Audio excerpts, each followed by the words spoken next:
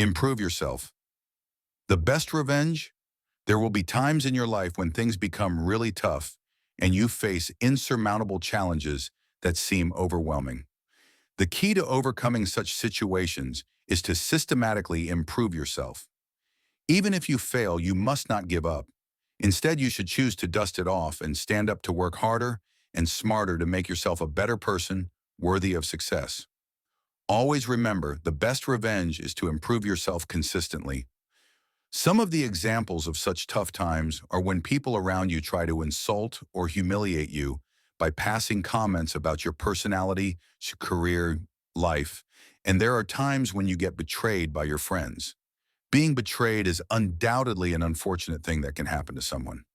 Generally, children within the adolescent stage go through such elements more often because this stage is quite unstable, where children's interests and social circles change frequently due to them being prone to get into different troubles in their friend circle.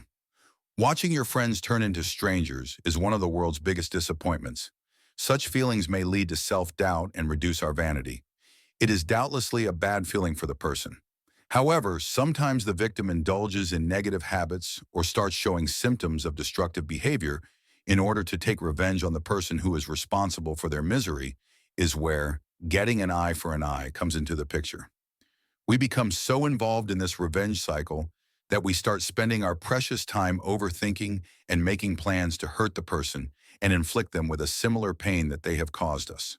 The thought of taking revenge surprisingly empowers our mind, and we think of nothing but of numerous ways to seek our revenge.